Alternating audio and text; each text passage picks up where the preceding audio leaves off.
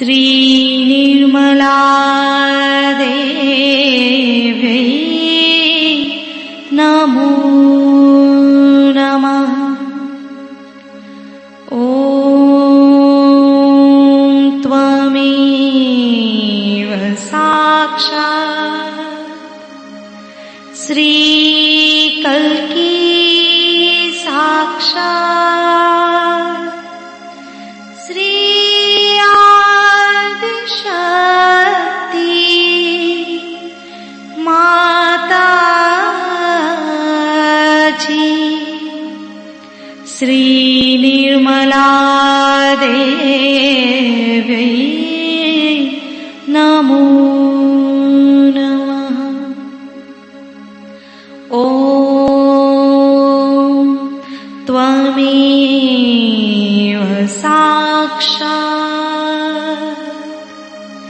श्री कल्की साक्षात् श्री सहस्रार स्वामिनी मोक्ष प्रदायिनी माताजी।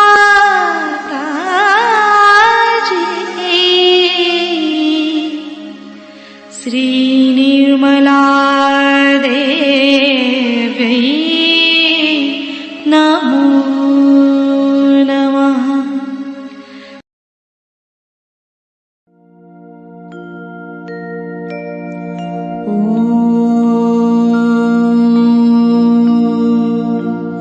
तमेव साक्षात् श्री गणेश साक्षात् श्री आदिशक्ति माताजी। श्री निर्मला देव्यै नमो नमः।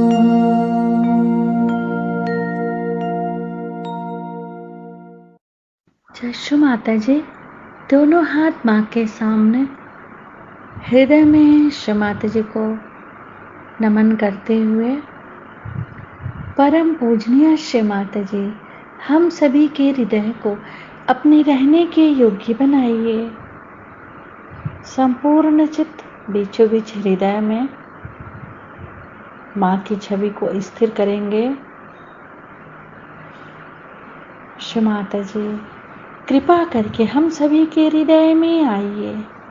श्री माता जी, हम सभी आपसे बहुत प्रेम करते हैं, कृपा करके हमारे ध्यान में आइए।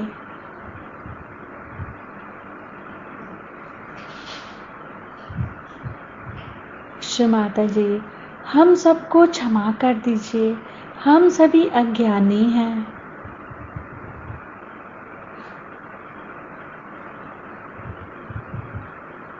अपने हृदय में बीचों बीच माँ की छवि को स्थिर करेंगे।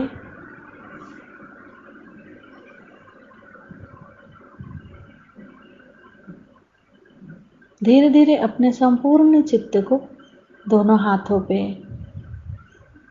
एक एक अंगुलियों पे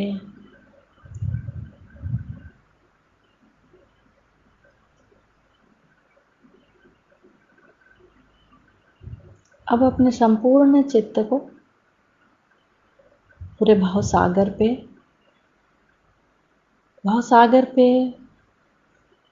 चित्त को क्लॉकवाइज 7 टाइम्स घुमाएंगे।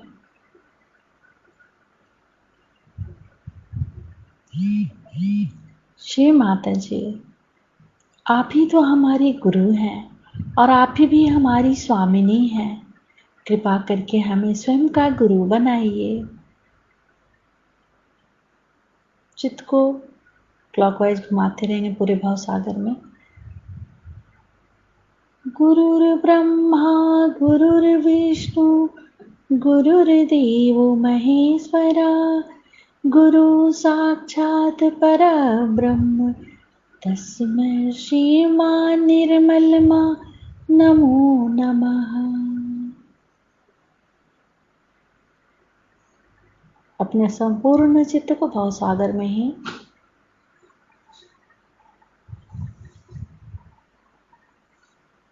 श्री माता जी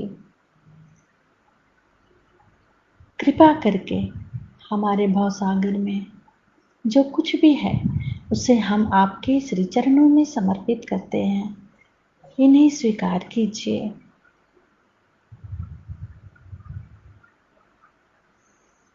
दोनों हथेली के भाव सागर पे चित रखेंगे।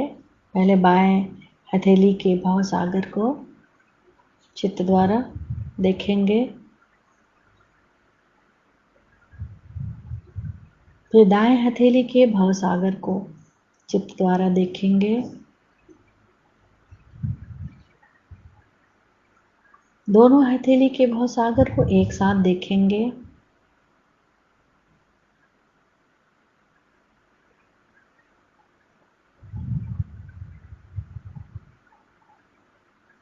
दोनों हथेली के भाव सागर और अपने नाभि के पेट के चारों तरफ भाव सागर एक साथ तीनों जगह चित्त रखेंगे।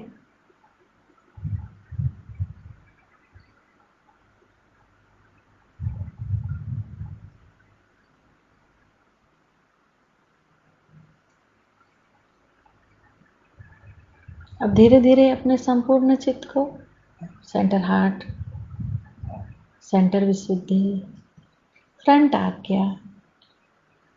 आज्ञा पर राइट हैंड रख के श्री निर्विचारिता मंत्र ओम त्वमेव साक्षात् श्री निर्विचारिता साक्षात् श्री आदि शक्ति माता जी श्री निर्मला देव्यै नमो नमः। दोनों हाथ माँ के सामने चित्त को सहस्त्रार पे रख के अमृत वाणी सुनेंगे।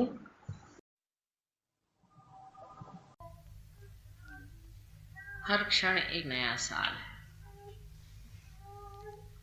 क्योंकि वो वर्तमान में रहता है, न तो वो भविष्य में रहता है और न ही वो बीते हुए भूतकाल में रहता है। हर क्षण उसके लिए एक नया साल है, एक नई उमंग है, एक नई लहर है। जैसे कि समुद्र पे तैरते हुए हर क्षण कोई समुद्र के प्यार से उछाला जाए, उसी प्रकार हर एक सहयोगी को आनंद, प्रेम, शांति का आह्लाद मिलते रहता है। बस बात यह है कि क्या हम तैरना सीख गए हैं या नहीं। सहयोग में जिसने तैरना सीख लिया वो आनंद में ही तैरता है, आनंद के सागर में तैरता है। सहयोग में अगर कोई दोष है या त्रुटि हो तो इतना ही है कि पार होने के बाद बनना पड़ता है। बगैर बने सहयोग हाथ नहीं। माँ ने आपको पानी में उतार दिया, लेकिन तैराक भी बना करके भी आपको सीखना होगा कि आप दूसरों को कैसे तैरा सकते हैं, दूसरों को कैसे बचा सकते हैं, दूसरों को तैरना कैसे सिखा सकते हैं। तो आपको पूरी तरह से बनना पड़ेगा। यही अगर एक त्रुटि है तो सहयोग में है, लेकिन वो अनेक त्रुटियों को भरता है। जैसे पहले गुरु लोग आपकी शांति और आनंद की व्यवस्था नहीं करते थे। पहले तो वो आपसे मेहनत कराते थे, मेहनत सफाई कराते थे। मन की शांति से पहले मन की शुद्धता, शारीरिक सुख से पहले शरीर को काफी तकलीफ दो। बहुत तपस्या के बाद लोग परमात्मा को पा सकते थे, और इस चैतन्य को जो आपने सहज में पाया है उसे जान सकते हैं। लेकिन माँ की व्यवस्था और है, पहले चैतन्य को पालो, जान लो कि परमात्मा है, उस पर विश्वास करो, जो अंधविश्वास नहीं है, सत्य के पे। और अब थोड़ी सी मेहनत से भी बहुत बड़ा काम हो सकता है। जैसे कि किसी को पहले सिखाया जाए कि देखो पानी से डरना नहीं, लेक्चर दिया जाए, पहले तुम अपने को जमीन पे ही तैर के देखो, वहीं पे हाथ मारो 2-4, और काफी उनसे मेहनत की जाए और फिर धीरे धीरे पानी में लाया जाए। जैसे पानी देखा फिर भाग गए। और एक होता है कि पानी में ढकेल दो, फिर सिखाते रहे। इस तरह के सागर में ढकेल दिए गए। अब इसका मजा उठाना है तो थोड़ा सा कष्ट उठाना पड़ेगा, और वो कष्ट ऐसा है कि आपको बनना होगा, बने बगैर नहीं होगा। सहयोगी उसे कहना चाहिए जिसमें पूरा समाधान, जिसने पा लिया, जिसकी शुद्ध इच्छा पूरी हो, क्योंकि कुंडलिनी शुद्ध इच्छा शक्ति है। जिसकी शुद्ध इच्छा शक्ति पूरी हो गई, जिसने शुद्ध इच्छा शक्ति ने पूरी तरह से अपना चमत्कार दिखा दिया, फिर कोई इच्छा ही नहीं रह गई, जो आदमी पूरी तरह से समाधानी हो गया, वो असल में सहयोगी। कोई सा भी असमाधान बचा हुआ है, इसका मतलब है अभी तक कुंडलिनी का जागरण ठीक से नहीं हुआ, अभी तक आप पूरी तरह से सहयोगी बने। बड़ी आश्चर्य की बात है कि बगैर सहयोगी बने हुए भी आशीर्वाद आते ही रहते हैं, चमत्कार होते ही रहते हैं, लाभ होते ही रहते हैं। आप जानते थे कि हम चल रहे हैं, ठीक हो रहा है, मामला बन रहा है और हम अग्रसर हो रहे हैं। लेकिन सहयोगी का सबसे बड़ा आशीर्वाद यह है कि उसमें देने की क्षमता आ जाती है। वो देता है, और देता ही नहीं है, उस देने का जो आनंद है, जो कि बहुत ही अनूठा आनंद है, उसे वो उपभोगता है। वो आनंद आप किसी सांसारिक चीजों से कभी पा ही नहीं सकते, और सारे जितनी ब्लेसिंग्स वैसे आए, इनसे किसी से आप पा नहीं सकते। सबसे बड़ी ब्लेसिंग है कि आपकी अपनी गुरु शक्ति बढ़ जाए और आप में एक क्षमता आ जाए कि आप दूसरों को दे सके। ये जिस दिन क्षमता आप में आ गई, बस फिर समझ लीजिए कि माँ का काम तो पूरा हो गया, बाप का काम शुरू। ऐसी जब तक दशा नहीं आती, तब तक मेहनत करनी होगी और बनना। यही एक सहयोग की दृष्टि है, जिसे एक माँ के रूप में मैं कहती हूँ कि मैं पूरी कोशिश करती हूँ कि अपनी तरफ से कोई कमी न रह जाए। बहुत कुछ करती हूँ कि अपनी तरफ से ऐसा न रह जाए कि मेरी किसी बात की वजह से मेरे बच्चों में कमी रह जाए। लेकिन आपकी भी तपस्या जरूरी है, उसके बगैर काम नहीं होगा। पर जो तपस्या का स्वरूप उग्र है या संतप्त है, ऐसा नहीं, शांत तपस्या है, इसमें कोई कठिन तपस्या नहीं, कोई मेहनत की तपस्या। तो पहली तो चीज सहयोगियों को प्रेम करना सीखना चाहिए, सबसे बड़ी चीज। जैसे मैं किसी के लिए शिकायत सुनती हूँ कि ये सहयोगी, आप तो कहते सहयोग बड़ी अच्छी चीज, अपनी माँ को ट्रीट करते हैं, उनकी बीवी की बात चलती है, वो अपने बहन को पीटते हैं, अपने बीवी को मारते हैं, कोई है अपने पति का ध्यान नहीं करते, बच्चों की तरफ ध्यान नहीं है। सहयोग में ये तो अनायास ही हो जाना चाहिए, अनायास सब घटित होता है। अगर ये नहीं हुआ तो सहयोग क्या बना? जब आप वृक्ष हो गए तो वृक्ष की छाया में जो बैठे हैं उस पर तो कोई सी भी आफत नहीं आ सकती ना, वृक्ष सारे आफत आ। आपकी छाया में जितने लोग हैं उनसे आपके संबंध बहुत ही प्रेम और निकटतम होने चाहिए। मैं जो कह रही हूँ सब आपको अलग अलग आप ही को कह रही हूँ, किसी और के लिए नहीं कह रही हूँ, ये समझ के सुनिएगा बात। बहुत से लोग हैं जैसे मैं कहती हूँ तो दूसरे का सोचते हैं कि माता जी उनके बारे में तो नहीं कह रही।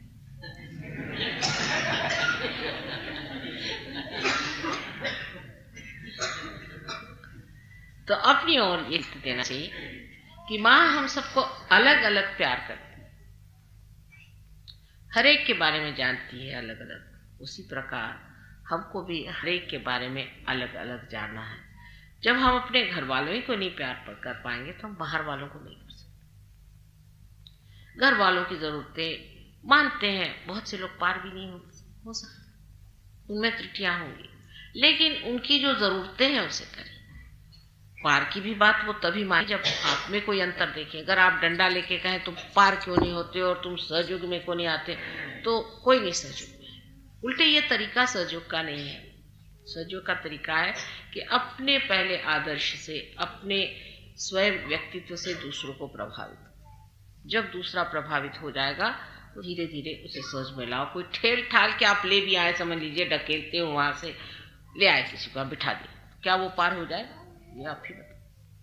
पूर्ण स्वतंत्रता में उसे आना होता है।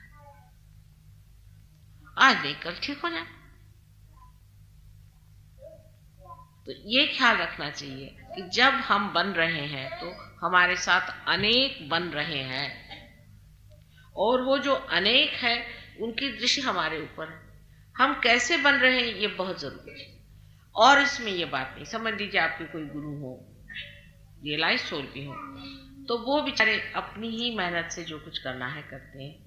आपसे नहीं कहेंगे कि आप भी कुछ बने, कहेंगे ये तो बेकार है ही, चलो बस हमको गुरु मान लिया, इसी में धन्य समझो, अगले जन्म देखा जाएगा।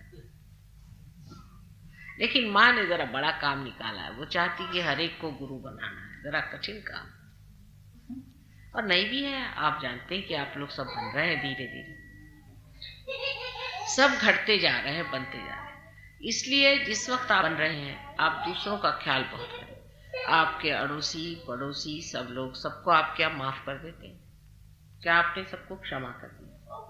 क्षमा करना बहुत सीखना है। बहुत बार कहा है कि क्षमा जो है ये सबसे बड़ा साधन और सबसे बड़ा आयुध हमारे पास में, और इस कर बड़े आयुध को हम लोग इस्तेमाल नहीं करेंगे, उसका उपयोग नहीं करेंगे, तो हमारे पास और कोई इस कलयुग में और साधन नहीं जुट पाए। क्षमा का साधन करके, क्षमा की दृष्टि से लोगों की ओर देखा। क्षमा से ही शांति आती। जिसमें क्षमा नहीं आएगी उससे शांति नहीं मिलती।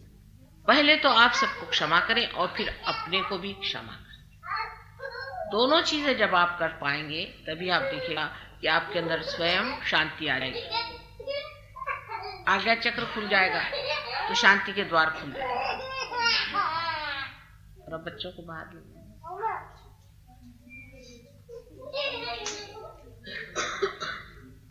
फूल नहीं फेंकते बेटा, बैठ जाओ एक।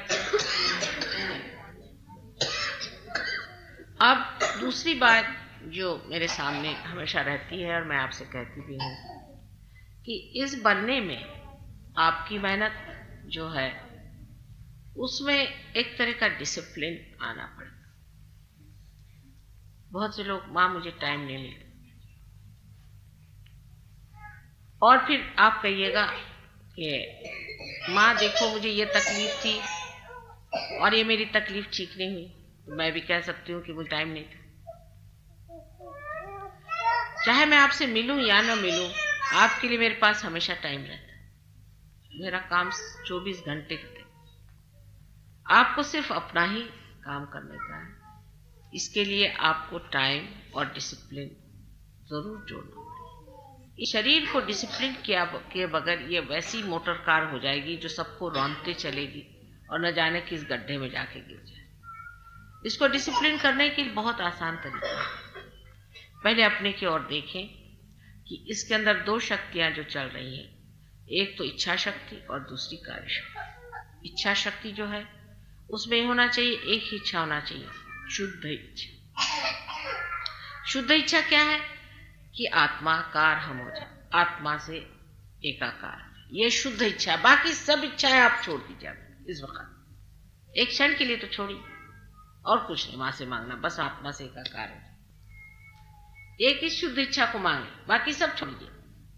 ये होना है, ये चाहिए, वो चाहिए, घर चाहिए, मकान चाहिए, सब चीज छोड़ दीजिए। सब इस वक्त ये अपने मन में विचार करें कि एक शुद्ध इच्छा है कि परमात्मा से एकाकार होना है, हमें आत्मा से एकाकार होना, और हमें कोई इच्छा नहीं। ठीक है, कुंडलिनी इसी वक्त सब आपकी चले। और दूसरी क्रिया शक्ति में यह होना चाहिए कि जो कुछ भी हो वो सहज हमसे हो। सहज का मतलब लोग सोचते हैं कि हम बैठे रहें और हमारे गोद में चीज आ जाए। ये बड़ी गलत भाव। बड़ी गलत भावना हमारे अंदर सहज के बारे में है कि हम बैठे रहें और हमें सब चीज़। आपने देखा है कि बी है, उसको जब हम माँ के इस पृथ्वी में छोड़ते हैं उसके उदर में, तो दिखने को तो वो सहज ही स्पर्श करता है, लेकिन क्या वो सहज है? आपने उसकी मेहनत देखी, बेचारे छोटे से एक उसके अंकुर की, जो कि उस धरती को फोड़ कर निकल आता है। आपने उस छोटे से मूल मेहनत देखी, इसका एक छोटा सा सेल किनारे में होता है, आखिरी होता है, जो कितनी मेहनत से अपने को अंदर गाड़ता है। अब उसकी शुद्ध इच्छा क्या है कि पेड़ को मैं गाड़ दूं जैसा, उसकी और कोई इच्छा आपने देखी? उसमें सिर्फ एक ही विचार होता है, किसी तरह से मैं जमीन के अंदर ऐसी जगह पहुंच जाऊं जहां से पानी या स्रोत को पहुंचा दूं और वहां से पानी खींच करके मैं इस पेड़ को दे सकूं। और वो कुछ नहीं सोचता, और इतनी मेहनत, पत्थरों से लड़ता है, मिट्टी से लड़ता है, कोई उसे रौंदता है, कभी कुछ करता है, सब चीज से गुजरता हुआ धीरे धीरे बड़े विजडम के साथ अपना चलते जाता है। कोई पेड़ आया, कुछ आया बीच में तो उसके गोल घूम जाएगा, उसकी जड़ें आएंगी तो उसके गोल घूम जाएगा, और कहीं घर पे पत्थर होगा तो उसके भी गोल घूम के और अपना मार्ग बना लेगा। उसी तरह एक सहयोगी को बहुत सूझबूझ के साथ चलना चाहिए। समझदारी अपने ऊपर जिम्मेदारी के तौर पर लेके, हम समझदार लोग, हमारे अंदर समझदारी जो है, ये हमारा एक ब्रीद है, हमारा एक ध्येय है। समझदारी जो है उसको हम अपने ऊपर, जैसे कोई आदमी शान से तिलक लगाता है, ऐसे समझदारी का हमने तिलक लगाया और हम समझदार। समझदारी का मतलब है, जो आदमी समझदार होता है वो टैंट्रम में नहीं जाता, बिगड़ता नहीं, छोटी छोटी चीजों के लिए फिसलता नहीं है और कहता नहीं कि ये चीज ठीक नहीं है, वो चीज ठीक नहीं। समझदारी से देखता, बड़प्पन की निशानी, मैच्योरिटी की निशानी। सहयोग में जो आदमी मैच्योर नहीं हो सकता वो सहयोग के लायक नहीं है, सहयोग के लायक नहीं। आपको मैच्योर होना पड़ता है और समझदार। दिखने में चीज जितनी कठिन है उतनी नहीं। हमने छोटे छोटे बच्चों को भी देखा है सहयोग में बड़े समझदार और हर चीज को बड़ी समझदार से समझते। उसी तरह से आप में ये समझदारी का तिलक लग गया है कि आप सहयोगी हैं और समझती, और इसमें आपकी माँ की शान की बात है। जो ना समझ है उनके लिए लोग यही कहेंगे कि इनकी माँ ने कोई इनको शिक्षा नहीं दी, बिल्कुल बेकार। कहने को तो आदिशक्ति है और कुछ बच्चे देखो तो बिल्कुल बेकार है। इस समझदारी को लेते हुए आपको अपनी ओर देखना चाहिए कि हमारे ऊपर इसका उत्तरदायित्व है, जिम्मेदारी है कि हम संसार के सामने एक समझदार इंसान बने। आज नया साल के इस शुभ अवसर पे मैं आपसे एक बात कहना चाहती हूँ कि आप सहयोग में हम लोगों को बहुत मैच्योर हैं। नए लोग आए, बड़ी खुशी की बात। उनके आगे जो पुराने सहयोगी हैं उनकी समझदारी आए हैं, अभी पार नहीं हुई। कुछ है, किसी में थोड़े वाइब्रेशंस आ रहे, किसी में नहीं आ रहे, कुछ कमी है, किसी में कुछ प्रॉब्लम है, कोई एक से ही ज्यादा पार हो गया है तो वो अपने को समझ बैठा है कि मैं बहुत बड़ा आदमी। सब तरह की गलतियां होती, आपने भी ये गलतियां करी है, उसको भूलना है। ये उनके प्रति एक तरह का बड़प्पन का मतलब नहीं कि नखरे करना या अपने को दिखाना कि हम बड़े आदमी। बड़प्पन का मतलब है एक तरह की पैटर्न फीलिंग, जो है पितृत्व की फीलिंग, मातृत्व की फीलिंग। इससे उनके ओर देखना, उनके प्रति प्रेम, जो कि माँ का आप प्रेम है, उसी तरह का आपका प्रेम। अगर हम ये सोचते कि दुनिया के लोग जो हैं वो बेकार है तो कुछ काम होता क्या सोचो। या अगर हम अपने से किसी को तौलते बैठे रहते तो हम तो बिल्कुल अकेले हैं दुनिया में, किससे तौले अपने को। लेकिन वो सवाल ही नहीं उठता। यहाँ तो ये है कि कितनों के अपने आंचल में भर लें। अभी हमारा वजन ही कम हो रहा है, इस आंचल में किस किस को भर लें, किसे किसे रखें, यही एक फिक्र लगी रहती। इसी प्रकार आपकी भी दृष्टि में वो समझदारी का प्यार होना, उसमें ये नहीं कि आप लोगों को कहें कि कोई आप बहुत बड़े अकड़ू खां हैं, लेकिन एक अत्यंत सरल सहज प्रेम भाव अपने अंदर रखना चाहिए। और उस सहज सरल प्रेम भाव में पितृत्व की भावना, एक समझदारी की भावना रखनी चाहिए। मैं तो आप पे बहुत विश्वास रखती हूँ, बहुत विश्वास रखती हूँ किसी भी मामले, चाहे वो पैसे की बात हो चाहे समझदारी। मैं भी सोचती हूँ मेरे बच्चे कभी ना समझ नहीं हो सकते, कभी कभी होते हैं, लेकिन विश्वास मेरा पूरा है कि आप लोग सब बहुत समझदार, बहुत ऊंचे किस्म के। अब देखिए अपने देश में भी कितनी हालात खराब, ढूंढे से भी कायदे का एक आदमी नहीं। अब सहयोग में आने के बाद अगर आप अपने हालात ठीक नहीं करेंगे तो जैसे करोड़ों देश में पड़े वैसे ही आप होंगे विशेष क्या। आपको एक विशेष रूप से होना है। अब बहुत से लोग ये कहेंगे कि माँ देखो वे आजकल अगर बेईमानी नहीं करो तो पेट नहीं भरता। बात सही, आप छोड़ के देखिए, परमात्मा के साम्राज्य में कोई भूखा नहीं मर सकता। योगक्षेम वहाम्यम, योगक्षेम वहाम्यम, फिर से कहेंगे योगक्षेम वहाम। योग होने के बाद क्षेम की जिम्मेदारी हमारी है। इसलिए कोई भी गड़बड़ काम करने की जरूरत नहीं, भी सब हम देखें कैसी कैसी हालात से आपको परमात्मा ने बचाया है और वो बचाएंगे आप, उसकी आप निश्चित रहिए। इसलिए किसी भी चक्कर में आने की जरूरत नहीं। आजकल 1000 चक्कर चल पड़े, हर तरह के चक्कर हैं जिसमें से सहयोगियों को नहीं, समझदारी का है। अब जैसे कि हमारे यहाँ अभी यहाँ डाउरी सिस्टम चल रहा है, सहयोगियों को किसी को भी डाउरी ना शोभा नहीं देता, किसी को भी डाउरी देना शोभा नहीं देता, न लेना। पहली बात यह है कि ऐसी ओछी बात। दूसरी ये बहुत से लोगों में तो कि हमारी ही जाति में हम विवाह करेंगे, ये भी मूर्खता का लक्षण। आपकी जाति कौन सी? आपकी तो जाति नहीं, आप तो योगी हो। योगियों की कोई जात नहीं होती, सन्यासी की भी कोई जात होती है क्या? अभी हम एक दरगाह पे गए थे तो उन्होंने कहा कि साहब जो अज्ञा थे, चिश्ती जो थे उनके नेव्यू, ये भी अवलिया थे। तो मैंने क्या अवलिया की क्या जात होती? कहला अवलिया की तो कोई नहीं जात होती, हम भी अवलिया, हमारी कोई जात नहीं। जात का मतलब होता है एप्टीट्यूड, जाति, जात जो जन्म से पाया है। जन्म से वो पाना नहीं होता कि ब्राह्मण कुल में पैदा हुए, कि वैश्य में, कि शूद्र में, ये नहीं होता। आप जो पैदा हुए, आपका एप्टीट्यूड क्या है। अपने देश की दूसरी बीमारी है जाति, जिसको नानक साहब ने बहुत तोड़ा नानक साहब, कबीर ने तोड़ा, लेकिन अब इन्होंने दूसरी जाति बना ली, उसमें भी अब जाति बन गई। सिखों में भी कोई कम जातियां, वो भी जाते हो गए। सिख एक जात हो ही नहीं सकती, जो सिख है वो तो जात हो ही नहीं सकती। वही तो बात है, जो कुछ जो तोड़ता है वही वो बन जाता है। कैसे हिंदुओं में जो जातियां थी वो भी सारी, जितनी भी जाति थी वो सारी आपके कर्म के अनुसार थी। नहीं तो आप ही बताइए कि मत्स्यगंधा जो कि एक धीमरनी थी, उसका लड़का, जो कि उसका विवाहित रूप में बच्चा नहीं पैदा हुआ था, इस तरह का बच्चा व्यास हुआ जिसने गीता लिखी।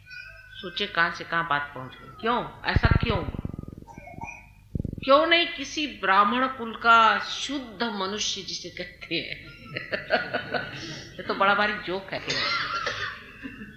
ऐसे आदमी ने क्यों नहीं गीता लिखी? सोचना चाहिए कृष्ण ने व्यास से क्यों लिखवाया। क्या वो तो इसीलिए कि यही धारणा तोड़ने के लिए कि मत्स्यगंधा से जो पुत्र हुआ है उससे मैं गीता लिखा। विदुर के घर जाकर उन्होंने साग खाया, इसी चीज को तोड़ने के। बिल्ली के बेर झूठे खाए राम ने, क्यों? क्योंकि ये इस तरह की बेवकूफी की बातें तोड़ने के लिए। वो क्या उनको बेर के बगैर क्या जी नहीं सकते थे क्या? और पर कोई खा भी ले, हाँ रामचंद्र जी खा, तो फौरन जाके मुंह धो लेंगे। ये सब काम उन्होंने क्यों किए, ये सोचना चाहिए, जानबूझ के क्यों किए। क्योंकि इस तरह की जो प्रथाएं अपने देश में व्यवस्थित हो रही थी, जाति पाति सब फालतू की चीजें, उसको पूरी तरह से तोड़ने के लिए, अब सोचिए हजारों वर्ष के लिए काम, राक्षस के घर में प्रहलाद को पैदा किया। स्वयं कृष्ण का मामा राक्षस, कहां से कहां देखिए उनकी छलांग कहां मारी, देखिए कृष्ण ने भी उतरे कहां, मामा राक्षस। अरे भाई कोई और अच्छा नहीं मिला था तुमको? कंस ही को मामा बनाना था, हाँ? क्यों बना? सोचना चाहिए। इसलिए कि मामा होते हुए भी उसका मर्दन करना है।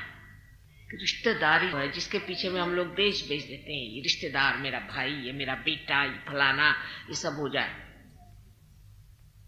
इस और व्यर्थ की चीजों में हम इतना महत्व देते हैं। उनका चाहे कंस का राक्षस है तो मेरा मामा हो चाहे ढामा हो, उसको मार डालो। इसलिए इस तरह की जो हमारे अंदर हिंदुस्तानियों की खास चीज है, अंग्रेजों का बात और है, उनसे बात करते वक्त और बात करनी पड़ती है, आप लोग की बात और।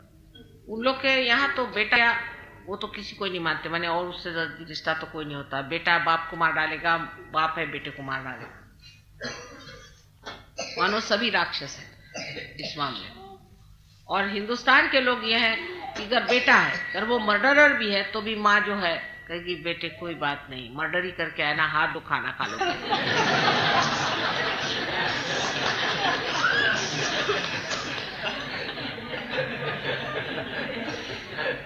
कुछ बात नहीं है, तुम तो मेरी जान हो, कुछ हट जाए, तुम ये खाना खा लो चाहे मर्डर करके। ये अपना देश। ऐसी जो हमारी अंधी आंख है उसको खोलने के लिए ही ये किया। इसी प्रकार जाति पाति में फिर हमारा जो एक अंधविश्वास मंदिरों में, मस्जिदों में और इन सब चीजों में है, मैं तो कहूँ गुरुद्वारे में भी, उसके तरफ दृष्टि उठाने के लिए भी लोगों ने बड़ी मेहनत। नानक साहब ने खुद ग्रंथ साहब इसलिए बनाया कि उन्होंने कि बाकी सब शास्त्रों में तो ये लोग इंटरप्रिटेशंस लगाते हैं, तो उन्होंने जो रियलाइज सोल्स थे ऐसे ही गुरुओं का वो ग्रंथ साहब बनाया। अब वही ग्रंथ साहब पढ़ रहे, भाई उसमें क्या लिखा है वो तो देखो, जो बात उन्होंने असल कही उसका इसेंस तो पकड़ो, नहीं तो नानक साहब के साथ भी तो जाती हो रही है। इसलिए इस तरह का कंफ्यूजन, सब भ्रांत स्थिति अपने सभी धर्मों में इतनी बुरी तरह से।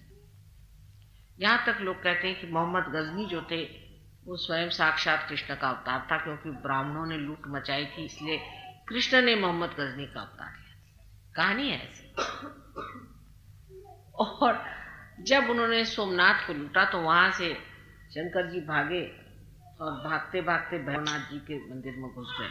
उनसे कहा भैया तुम मुझे बचाओ, ये तो मेरे पीछे।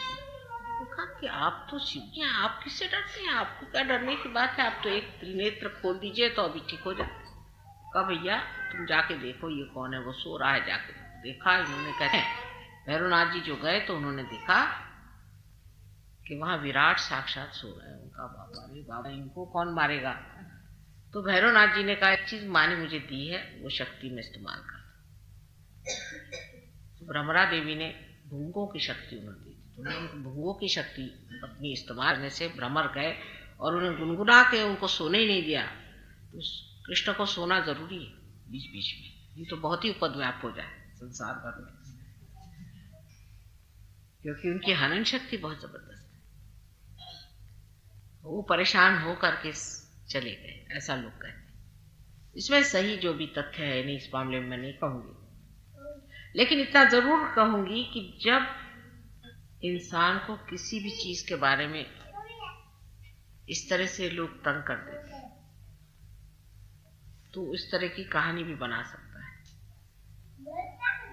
जब धर्म के नाम पर इतने अत्याचार, खूना खराबी, ये वो सब हो रहा है, तो भगवान को भी लोग कह सकते हैं कि भगवान कोई चीज नहीं है। भगवान में भी विश्वास करना असंभव सा हो जाता है। उसमें मैं उनका दोष नहीं समझती, क्योंकि जो भगवान का नाम लेकर के काम करे वो अगर इतने महादुष्ट हैं। अब समझ लीजिए एक योगी साहब है, वो बंदूक बना रहे, अभी मेरी तो कुछ समझ में नहीं आता है कि योगी का और बंदूक का संबंध क्या। भाई तुम बता दो, तुम्हारा नाम योगी।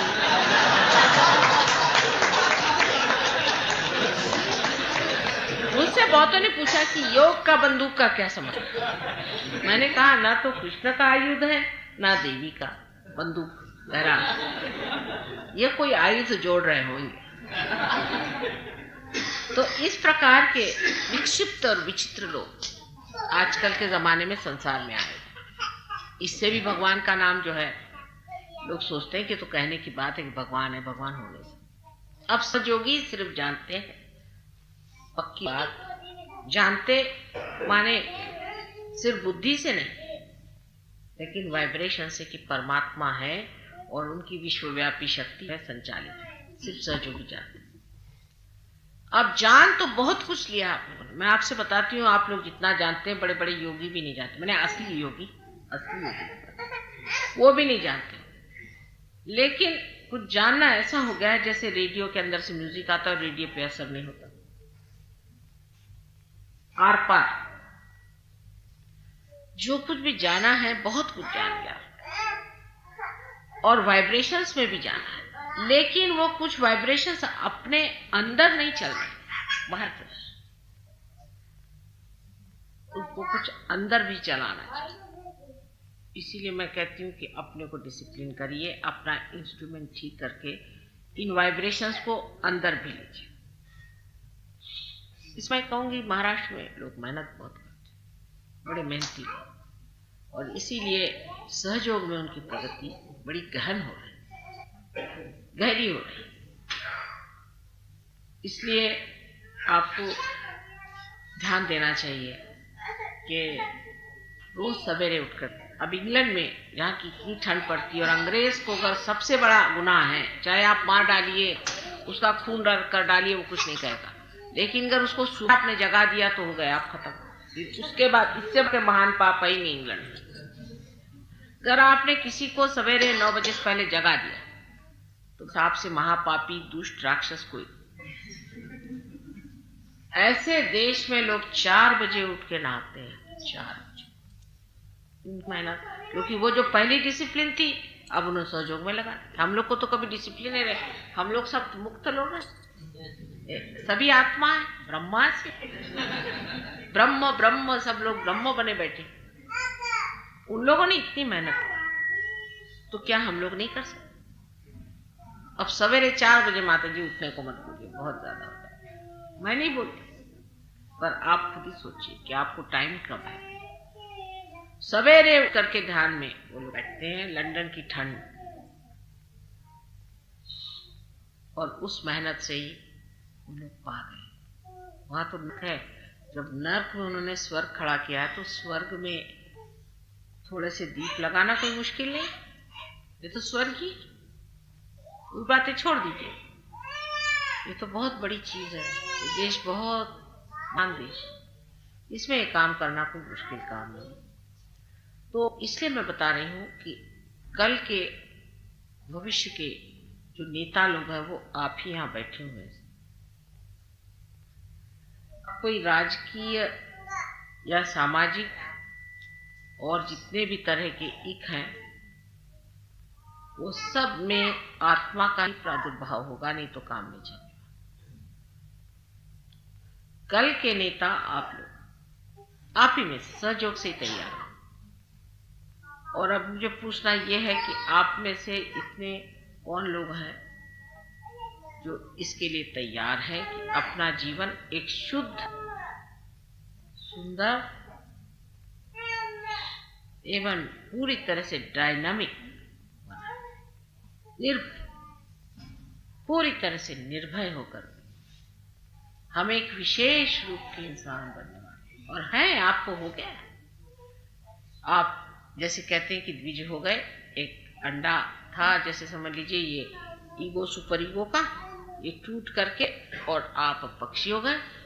लेकिन एक छोटा सा बच्चा पक्षी एक अंडे से भी कमजोर होता है, इसलिए इसे बहुत बढ़ावा देना चाहिए, संभालना चाहिए, संजोना चाहिए और शुद्धता रखिए। प्रेम शुद्ध हो, शुद्ध प्रेम, इसकी भी भावना बहुत कम लोगों को है कि शुद्ध प्रेम क्या होता है। शुद्ध प्रेम वो होता है कि जिसमें ना कोई किसी प्रकार का ग्रीड है और न ही किसी प्रकार की लस्ट है, माने ना कोई तरह की लालसा है, ना लालच है और ना ही उसमें कोई तरह की गंदगी, वो बहते रहता है अव्याहत। इस शुद्ध प्रेम का अपने अंदर से प्रकाश पैना चाहिए। ये शुद्ध इच्छा हमारे अंदर होनी चाहिए और जब ये होने लग जाता है तभी आप वंदनीय सहयोगी हो जाते हैं, उससे पहले। और ये एक जो बनने की विशेषता है, इसकी और जरूर ध्यान दिया जाए।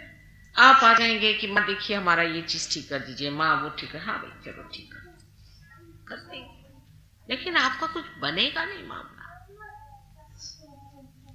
कोई बच्चा है कहता माँ हमें दे दो, चलो भाई लो, तुमको चाहिए नहीं लो, लेकिन आप कोई विशेष तो बने, आपने कुछ पाया नहीं। आप ऐसे ही माँ के आगे पीछे दौड़ते रहे, क्या फायदा। आपका जो कुछ माँ बनाना चाहती है वो अगर आप नहीं बनेंगे तो माँ की भी तो शुद्ध इच्छा पूरी नहीं होती। एक अजीब तरह की बात है कि आपको बनाना चाहिए, ये मेरे अंदर शुद्ध इच्छा है और आपके अंदर शुद्ध इच्छा है कि आप कुछ बनना चाहते हैं। जब हमारा ऐसा मेल बैठा हुआ है तो सिर्फ शुद्ध इच्छा पे रहें, और शुद्ध इच्छा पे रहने के लिए शुद्ध प्रेम पहली चीज, शुद्ध प्रेम। और शुद्धता लाने के लिए अपने चित्त को शुद्ध करना चाहिए। हम किसी के यहां जाते हैं तो क्या देखते हैं, अरे इनके यहां इतनी अच्छी चीज आई है, ये कहां से आ गई, ये कैसे आ गई, लगा दिमाग दौड़ना। ये नहीं देखते कितनी अच्छी चीज है, कैसी बनी है, वाह वाह वाह, देखिए इसका मजा उठाइए, अच्छा है, सर दर्द अपनी नहीं दूसरे की बड़ा अच्छा है। इस तरह से जब आप दूसरों की ओर देखें, ये मनुष्य आया, या एप्रिशिएटिव जबरा मिलना चाहिए, सबको पसंद करने की ताकत होनी चाहिए। लेकिन ज्यादातर दृष्टि दोषों पे जाती है मनुष्य। ऐसे कोई कहेगा साहब वो अच्छी तो है लड़की लेकिन अट्रैक्टिव नहीं है। मतलब क्या अट्रैक्टिव माने क्या, आप एकदम जाके एकदम क्या उससे चिपक जाएंगे, क्या अट्रैक्टिव क्या, मेरी आज तक समझ नहीं आया अट्रैक्टिव माने क्या होता है।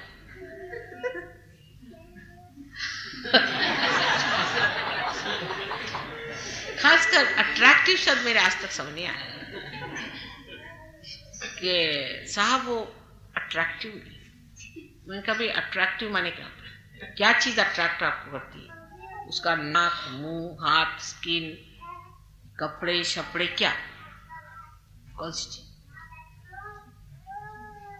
अट्रैक्ट तो एक ही चीज का चाहिए, दूसरे का आत्मा, वही तो आनंद देने वाली चीज है दूसरे की। बाह्य की दृष्टि जो है इसमें चित्त हमारा बड़ा उलझता है, चित्त को गहन उतारना पड़ता है, पेनिट्रेटिंग, गहन। तब कैसे पॉसिबल है, अगर आप पहले ही देखते साथ साहब वो तो ठीक नहीं, उनका ठीक नहीं, हो गया काम खत्म, वो आदमी खत्म, उसका आत्मा खत्म, उसकी सब जो कुछ भगवान ने मेहनत की सब खत्म, वो तो ठीक नहीं, बस हो गया काम। आप उसके गहन उतरे, क्या देखा, क्या खोजा है, क्या चीज है, गहन उतर के देखिए और फिर आप देखिए कि गहन में तो भाई कमाल, ऊपर से चाहे जैसा। और ज्यादातर से जो ऊपर से बहुत होते हैं कभी कभी बड़े गड़बड़ होते हैं। इसलिए गहन में क्या है, उधर दृष्टि है क्या, फिर के प्रेम कितना बढ़ता है, प्रेम गहन चीज है।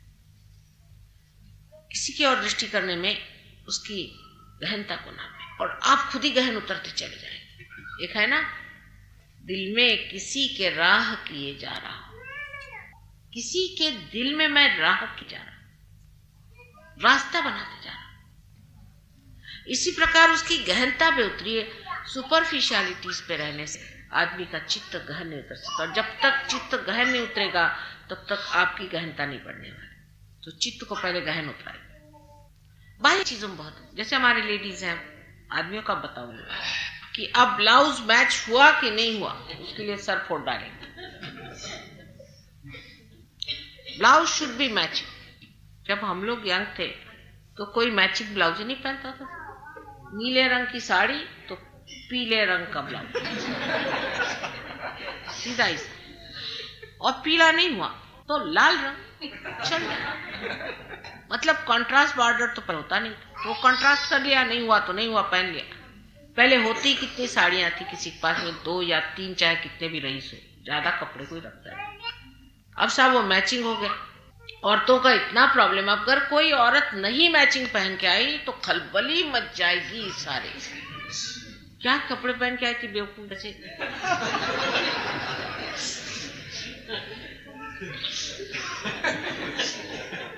लेकिन वो अगर अजीब सा जीन पहन के आए, 2 सींग लगा के आए तो वो मॉडर्न है, वो मॉडर्न हो। ऐसी जो हम लोगों ने चीजें नॉर्म्स बना ली है अपनी, उस नॉर्म्स में हम उलझे रहे। अब आदमियों की दूसरी बीमारी, उनको इतना कपड़ों से मैचिंग वैचिंग का टाइम कहाँ, तो घड़ी देखते रहते। हर एक आदमी की घड़ी कितना बज रहा है, कितना टाइम हो रहा है। जब निकलने का टाइम होगा तो बजाय इसके कि बाहर निकल जाए, इत्मीनान करें, औरतों के पीछे में चलो भाई 2 मिनट बचे, 1 मिनट बचे, टाइम कीपर्स रहे होंगे। उतने में औरतें जो 25 चीज भूल गए वो भी भूल गए और भागे। हड़बड़ हड़बड़ हड़बड़, इतना टाइम हो गया। घड़ी देखना और बताना और जताना, ये भी मॉडर्न चीज है। पहले जमाने में कोई ऐसा नहीं करता, क्योंकि ना तो पहले रेलगाड़ियां थी, और रेलगाड़ी कौन आपके यहाँ टाइम रखती है जो आप इतनी जल्दी करते हैं। ना प्लेन कौन आपका टाइम रखते हैं, प्लेन में भागे जाओ भागे जाओ। आपको पता है यस्टरडे आपके सवेरे के गए हुए शाम तक बैठे रहे, प्लेन ही नहीं आया, बैठे हुए। लेकिन घर से निकलते हुए ऐसी हड़बड़ हड़बड़, उसमें ये रह गया रे वो रह गया रे, 3 बार गाड़ी जाके लाई तो भी प्लेन नहीं आया। आप कहोगे कि माई ये सब करे क्योंकि हम घड़ी के गुलाम हैं, हो सकता है। इतनी घड़ी की गुलामी करना भी आदमी को भी पागल बना है। जब आप सहयोग में आते हैं तो पता होना चाहिए कि प्लेन खड़ा रहेगा। आइए आराम से राजा साहब, प्लेन जाने वाला नहीं, चाहे कुछ हो जाए, प्लेन वहां खड़ा रहेगा। या देरी से आ रहा होगा, अगर आपको देर हो रही तो कोई हद नहीं, राजा साहब जैसे जाइए। और अगर समझ लीजिए प्लेन मिस भी हो, दूसरे प्लेन से जाइए, हो सकता है उसमें कोई चीज बनने वाली, उसी में कोई सहयोग मिलने वाला। ऐसा बहुत कुछ होता है, और उसका तांता आप जोड़ते जाए तो कहां से कहां पहुंच जाता है। एक बार मैं जिनीवा से जा रही थी, बहरहाल मेरा तो प्लेन नहीं मिस हुआ अभी तक कभी, ये भी एक आश्चर्य की बात है। पर एक साहब का मिस हो गया था, तो तड़पड़ाते हुए पहुंचे प्लेन में, और उनको इत्तेफाक से मेरे पास जगह मिली। बड़े नर्वस, उनकी हालत खराब, महाराष्ट्रियन थे, तो मैंने समझ लिया कि ये आ गए मेरे चक्कर।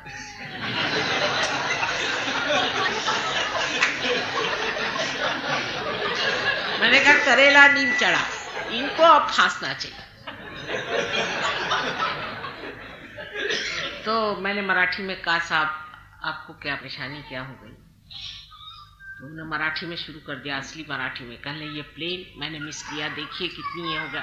ऐसा कुछ नहीं मिस किया, आपके लिए कोई अच्छी चीज ही होने वाली इस प्लेन में। अरे और देखा होगा, क्या अच्छी चीज होगी? तो देखा, क्या आप माता जी निर्मला देवी हैं? मैंने कहा वो गए काम से हो गए प्लेन में। उनका नाम है डॉक्टर मुतालिक,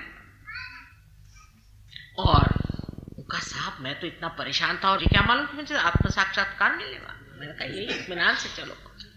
उसके बाद मालूम है कहां से कहां बात पहुंच गई, यूएन में वो ले आए, इसको ले आए, उसको ले आए, वो बहुत बड़े आदमी है, WHO के वो डायरेक्टर। लेकिन वैसे वो ना आते कशाय, पर इत्तेफाक सहज हो गए पार। तो ये सब मजे देखने के हैं। तो इतनी ज्यादा घड़ी की गुलामी नहीं करनी चाहिए। आखिर ये सोचिए कितने दिन घड़ी बांध के भी हमने क्या पाया। नहीं मतलब अपने बाप दादाओं ने भी घड़ी बांधी ही थी, हालांकि उनकी ज्यादातर खराबी रहती होगी। इतनी घड़ी से अपने को बांध के सिवाय नर्वसनेस के हमने कुछ नहीं पाया। और इस घड़ी की गुलामी में जो आजकल मॉडर्न चीज हमने जानी है और जो निकल आई है वो है ल्यूकेमिया। इसलिए अगर आपको ल्यूकेमिया पाना है तो इस घड़ी को आप तिलांजलि दे दीजिए। कभी इसको आगे रखिए, कभी पीछे रखिए। मैं भी ऐसे ही करती, या एक ही कांटा रख लीजिए। जैसे किसी ने पूछा कितना बजा, है ना 1:30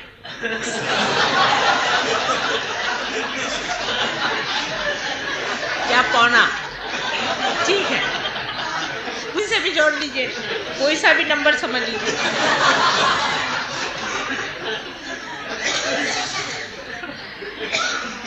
नहीं तो टाइम नहीं रहेगा एंजॉय करने का। अगर आप हर समय घड़ी की गुलामी करिएगा तो आपके पास टाइम कहाँ है एंजॉय करने के लिए। भाई अभी टाइम नहीं एंजॉयमेंट के लिए। कहाँ जा रहे हैं आप? इसको पकड़ना है, उसको पकड़ना है, जो भागा दौड़ है इसे आप बंद करिए। सब पागल जैसे भाग रहे हैं। इसी प्रकार की बातें और होती, पुरुषों की बातें और होती, लेकिन हमने अपने नॉर्म्स बना दिए। जैसे हमें टाइम से जरूर जाना। ये मैं नहीं कहती कि गलत बात है। अंग्रेजों ने बात बनाई कि अब टाइम से जाने से उन्होंने वाटरलू की लड़ाई जीती, पर हार भी सकते थे। वो टाइम से कोई फर्क नहीं। जब टाइम आ गया था तो जी गए और हार गए। इसका मतलब नहीं है कि अगर माता जी का प्रोग्राम 6 बजे है तो आप 9 बजे आइए, जिसके लिए योगी निशान है और वर्मा साहब कि माँ जब भाषण देती तब चले आते, बीबी बच्चे सब लाइन से चले आ रहे हैं, माँ बोल रही है अपने चले आ रहे हैं। तो कहते हैं भाई माँ का दरवाजे तो सबको बंद नहीं, लेकिन माँ का तो दरबार था। दरवाजे तो ठीक, लेकिन दरबार है, वहां बहुत से बैठे हुए हैं, बहुत से ऐसे वैसे बैठे हुए हैं जिनसे बहुत बच के चलना चाहिए।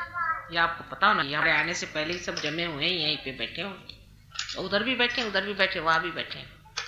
इसलिए माँ के साथ लिबर्टी नहीं लेनी इस तरह की। वहां पर समय से पहले पहुंचना चाहिए। परमात्मा का काम, परमात्मा के काम के लिए पहले से सुसज्ज होके आइए, जान लेना चाहिए।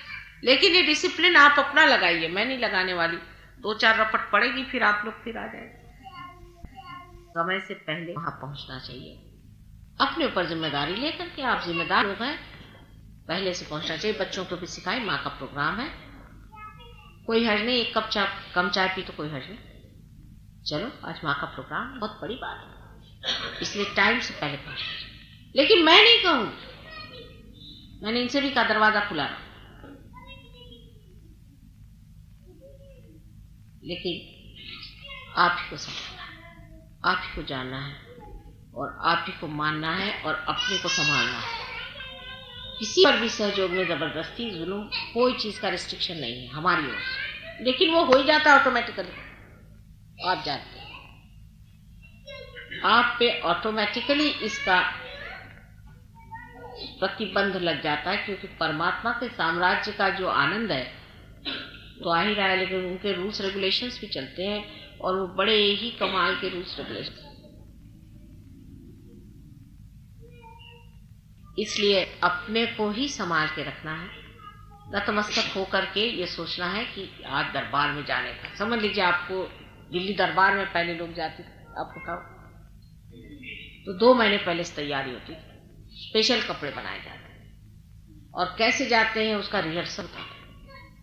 और अगर आप गए हैं तो वायसराय के सामने आप पीठ नहीं दिखा सकते, झुक के और पीछे ऐसे सीधे चले। अरे ये वायसराय होता किस बला का नाम? परमात्मा के पैर के धूल के बराबर भी नहीं है, उससे भी कम। उसका तो इतना महात्म्य, फिर हमारी माँ क्यों ना हो, लेकिन दरबार भरा हुआ है। और जो बड़े बड़े देवता लोग हैं वो कायदे से बैठे रहते हैं, सब आयु पहन, पूरा इंतजाम रहता है, पूरे खड़े रहते हैं और सब तैयारी से पहुंचते हैं। देखिए वाइब्रेशंस पे आप कितने जोर के वाइब्रेशंस छूटे, वो सब सज्ज होते हैं इस वक्त। जब हम बोलते हैं तो देखिए कैसे वाइब्रेशंस, इसलिए आपको भी सतर्क हो। वो देख रहे हैं आप सबको कि कैसे आप चलते हैं, इसलिए संभल करके, बहुत नतमस्तक होकर के। ये बात आपको धीरे धीरे जान जाएगी कि आप कहाँ पहुंचे हैं, आपका स्थान क्या है, आप कौन सी ऊंची दशा में, उस दशा के अनुसार आप चलें। अभी लंदन में शादी हुई थी, वहां के युवराज, बहुत दूर दूर से लोग आए थे, क्या उसका तमाशा था होता।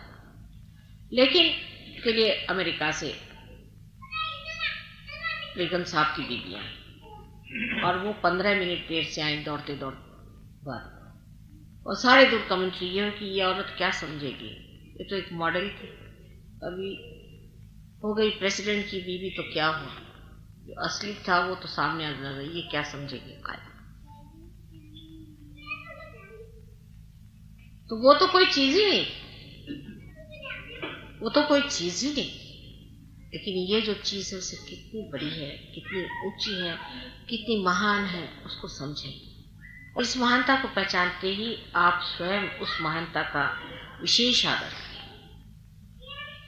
मैं कोई रिस्ट्रिक्शन नहीं डालती, आपको ही ग्रो होना है, जो खुद ग्रो होगा, जो खुद ही इसमें बढ़ करके ऊंचा उठेगा, वो स्वयं को वैसे ही संवार लेगा। उसको कहने की जरूरत, कहने से जो काम होगा वो फिर क्या सहज हो। आप खुद अपनी समझदारी से इसमें एक बड़प्पन, अपनी प्रतिष्ठा लेकर उठे। आप स्वयं प्रतिष्ठित हैं और उस स्वयं को सामने रख कर आपसी बातचीत, आपसी का बोलना चाहना, सब चीज में स्वयं चालित होना चाहिए। ओनर ड्रिवन को स्वयं चालित कहते हैं, पर स्व तो मिसिंग होता है उसमें। आपका स्व जागृत है, उस स्व के तंत्र में चलिए, वही स्वतंत्र। और उस तंत्र में चलते हुए जो एक विशेष रूप आप धारण करते हैं, उसको देखकर ही लोग सोचेंगे वाह वाह ये क्या चीज सामने चली।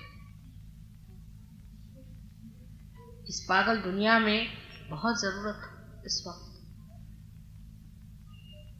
मुझे थोड़ी सी आपकी मदद की जरूरत है, अगर हो जाए तो ये दुनिया पलटने वाली है, बहुत जल्दी पलट जाए। आप लोग सब मिल करके कोशिश करें, पूरी कोशिश करें कि अपना महात्म्य समझें। माता जी का महात्म्य है जो तो बहुत लिख गए, अब आप अपना महात्म्य लिखिए और ये जाने कि कहाँ से कहाँ लोग पहुंच गए और कहाँ से कहाँ पहुंचना है। आज नवे वर्ष के दिन विशेष रूप से ये कहने का है,